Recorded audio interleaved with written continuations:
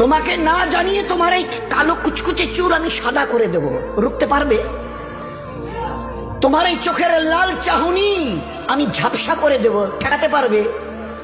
তোমার এই লোহার মতো মজবুত দাঁত 32টা 16 একটা একটা করে ট্রান্সফার করিয়ে দেব, তোমার কাছে কোনো পারমিশন নেব না, ধরে রাখতে পারবে?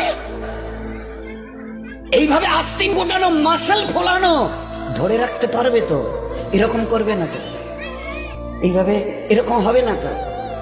সামনে এসে একটা পান দিচ্ছে, এই হাত, চাচা এই হাতটা নিলেন, এই হাতটা কলেন, আরে বাবা দেখ না চিমটি কাটিতে কিচ্ছু নেই। আসমান থেকে আওয়াজ দিচ্ছে, ও হাত তোমার কথা শুনে আমার, এ হাত তোমার কথা শুনে আমার, আমি এর পাওয়ারকে সিজ করে নিয়েছি। এই দুটো পা যদি হনন হনন করে হেঁটে চলো, খালি একটা পায়ের যদি সামান্য একটু প্যারালাইসিস করে দিই না, তো জীবনভর করে হাঁটতে হবে। বেডরুম থেকে নিয়ে বাথরুম একদম লাগালাগি, অ্যাটাচড, আমরা বলি না অ্যাটাচড। তুই বেডরুম থেকে নেমে বাথরুম কত 4-5 হাত, বেডরুমের দেয়াল আর এই হচ্ছে বাথরুমের দেয়াল, মাঝখানে একটা দরজা, এখান থেকে উঠে ওই ঘরের রুমটা পারবে? আছে পাওয়ার? কিসের দেমাগ তোমার? কিসের এই অহংকার তোমার?